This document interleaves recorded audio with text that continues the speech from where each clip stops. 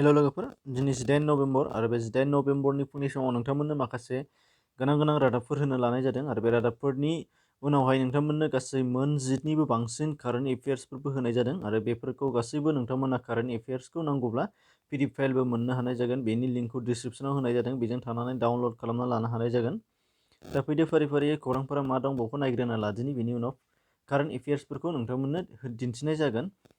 फार्स्टआव नुनो मोननाय जागोन जे 2020 मायथाइनि जेनाखि बिटिसिनि इलेक्सन, बे बिटिसिनि इलेक्सननि डेटखौ फोसावनानै होनाय जाबाय। दा बेयावहाय मोननै फेज खालामनानै होनाय जादों। दा बे फेज हिसाबै नोंथांमोना नुनो मोननाय जागोन जे फेज 1आव दङ उदालगुरि आरो बाक्सा डिस्ट्रिक्ट। दा बे हिसाबै उदालगुरि आरो बाक्सा डिस्ट्रिक्टनि डेट अफ पलआ जादों 7 डिसेम्बर। बेनिफ्राय बेनि जुदि बायसान्सनि थाखाय रि इलेक्सन बा रिपर्ट जानो गोनां जादोंबा बेयाव नोंथांमोना नुनो मोननाय जागोन बेखौ 8 डिसेम्बराव लानाय जागोन। बेनिफ्राय फेज 2 हिसाबै दङ, फेज 2आव मोननै क'क्राझार आरो चिरां डिस्ट्रिक्ट। दा बेयावहाय फार्स्ट भटआ जागोन बेनिया 10 डिसेम्बर। बेनिफ्राय रिपल जानांगौ जायोब्ला बियो जागोन 11 डिसेम्बर। बेनिफ्राय डेट अफ काउन्टिंआ जागोन 12 डिसेम्बर। बेयावनो काउन्टिंआ जागोन। दा मोजांनि खौरां, जोंनाव जेसेबांनाखि दासिम सोलिबाय थानाय गावजों गावनि बियो जेला इलेक्सन जागोन अब्लासो जोबगोन बे जेंनाया, बेखायनो जोंना थाबैनो जानाया मोजांमोन। दा बेनिफ्राय फैगोन नाम्बार 2 हिसाबै बाहाय दङ, आं जेब्लासिम आसामाव बिजेपिनि आफादगिरि हिसाबै थाबाय थागोन अब्लासिम हाग्रामा महिलारि बिथांखौ बिजेपिआव सोनाय नङा। आरो बे बाथ्राखौ आसामनि बिजेपिनि दानि आफादगिरि रन्जित दास बिथाङा खौरांगिरिफोरनि सिगाङाव मंगलबारखालि फोरमायनानै होदों। बेखौ नोंथांमोना डिसक्रिपसनाव लिंक दं, बेजों थांनानै नायफिननो हागोन जुदि गोसोब्ला। बेनिफ्राय नुगोन नाम्बार 3आव गोलाव समनिफ्रायनो बड'लेण्ड सोमावसारबोबाय थानाय मावथि बिथांमोनहा मंगलबारखालि उदालगुरियाव जथायै बड'लेण्ड मुभमेन्ट एक्स वर्कार एस'सिएशन मुंनि मोनसे आफाद दाफुंबाय। दा बिथांमोननि थांखि लानाया जाफुंसारदों, बेनि थाखाय खेबसे आरज गाबहरनाय थाबाय। दा बेखौ नोंथांमोना डिसक्रिपसनाव लिंक मोनगोन, बेजों थांनानै नायनो हानाय जागोन जुदि नोंथांमोना गोसोब्ला। बेनिफ्राय नुगोन नाम्बार 4आव बिटिसिआव बिपिएफखौ फेजेननो हानाय रावबो गोहो गैया। हिमन्तआ बिटिसिनि जेबो गुमुरखौनो मिथिया, बिथाङा गावनो जाख्ल'नायजों सोमोन्दो गोनां, बेखायनो गावखौनो नायग्रोथों बिथाङा, बेनि उनावहायसो आंखौ बुंथों। दा बे बाथ्राखौ मंगलबारखालि हाग्रामा महिलारि बिथाङा बुंदों, बेखौबो नोंथांमोना नायफामनो हागोन, डिसक्रिपसनाव लिंक दं। बेनिफ्राय नुगोन नाम्बार 5, बिटिसिआव खुंथाय सोलायनांगौनि थाखाय आं इउपिपिएलआव हाबदों आरो बिथांमोनजों खामानि मावफादों। बे बाथ्राखौ खौरांगिरिफोरनि सिगाङाव मंगलबारखालि काजलगावआव बुंथिनानै लादों बिथां किरण बर'आ। आरो किरण बर'आ सोर, बिनि सोमोन्दै नोंथांमोना गोदानै बुंफिननांगौ होननानै गोनांथि गैलिया। दा बेखौ नोंथांमोना नुनो मोनदों।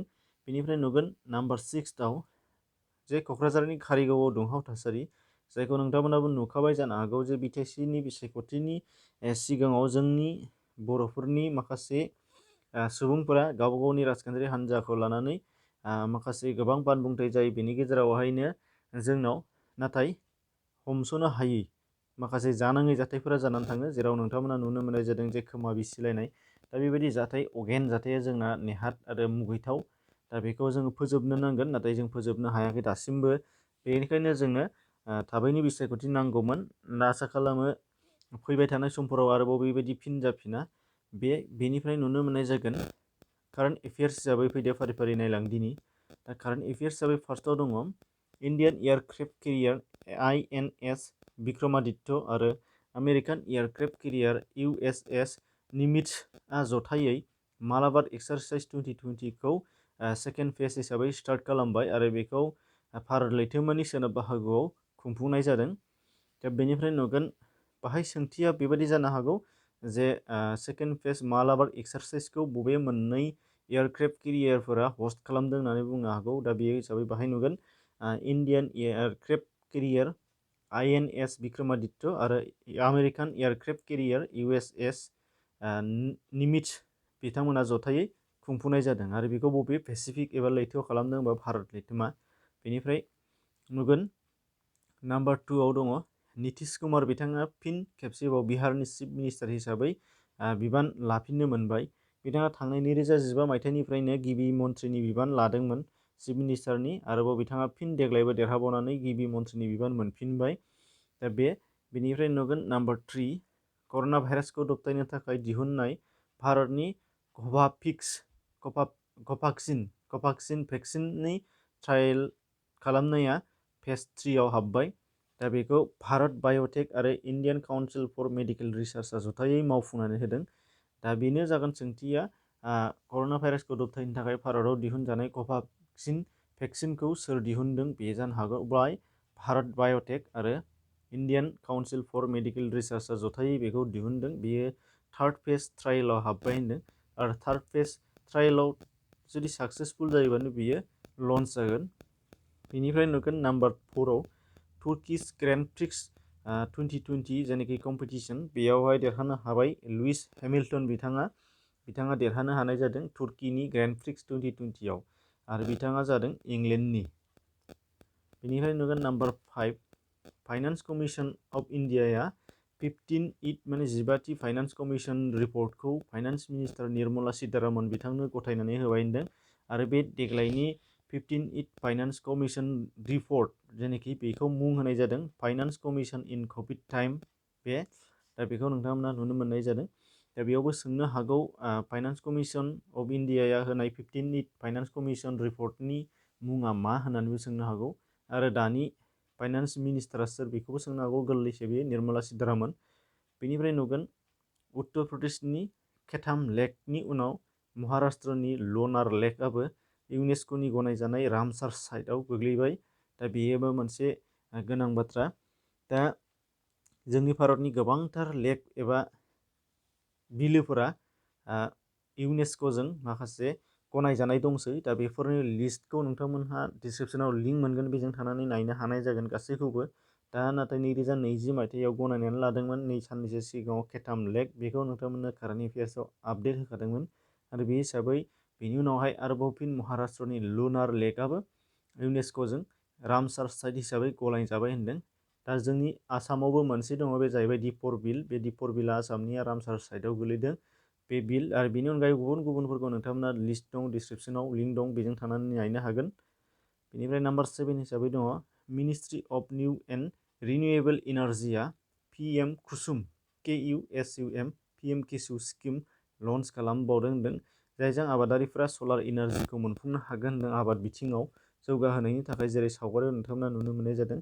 आरो बेखौ होदोंमोन ministry of new and renewable इनार्जिया लन्च खालामदों। स्किमनि मुङा जादों PM कुसुम। बेनिफ्राय नाम्बार 8 आव दं ministry of health and family वेलफेयारआ 3 दानसिमनि थाखाय सान्स केम्पेइन लन्च खालामदों आरो बे जेनाखि सान्स एबा SAANS बेयो जाहैबाय social action and awareness to neutralize pneumonia successfully. दा बेखौ ministry of health and family वेलफेयारआ लन्च खालामदों होनदों। बेयो 3 दान सोलिगोन बे केम्पेइना आरो दानि ministry of health and family वेलफेयारनि मिनिस्टारा जादों नोंथांमोना नुगोन हर्ष वर्धन। नाम्बार 9 बाहाय 8 ब्रिक्स साइन्स टेक्न'लजि एन्ड इन्नोभेशननि मिनिस्टारियेल मिटिंआ जानानै थांबाय होनदों, भार्चुवेलि जानानै थांदों बेयो भिडिअ कनफारेन्सनि गेजेरजों। दा बे 8 ब्रिक्सनि साइन्स टेक्न'लजि एन्ड इन्नोभेशननि मिनिस्टार लेभेलनि मिनिस्टारफोरजों जेनाखि सावरायलायनाय मिटिं बे जानानै थांबाय आरो बेयाव गासै 6 हादरफोरनि गेजेराव बेयो जानानै थांबाय आरो बे हादरफोरा जथायै बेखौनो ब्रिक्स होनना बुंनाय जायो, BRICS। दा बे BRICS नि फुल फर्मआ जादों बि माने Brazil, Russia, India, China and south Africa. बे गासै 6 हादरफोरा बेयाव जथायै सावरायलायनाया जानानै थांखांबाय। दा बेनो सोंनो हागौ ब्रिक्सआव बबे बबे हादरफोरा मेम्बार हिसाबै दङ, बेखौ सोंनो हागौ, बेखायनो बे इम्परटेन्ट जागोन। बेनिफ्राय नाम्बार 10 आव दङ लास्ट, बेयाव दङ हु एबा वर्ल्ड हेल्थ अर्गेनाइजेसन, जायखौ होननानै मिथियो। बे हुआ इन्ड'नेसियानि गोदानै दिहुनजानाय पलिअनि भेक्सिन NOPV2 खौ इमारजेन्सियाव बाहायनो थाखाय एप्रुभ खालामना होबाय होनदों।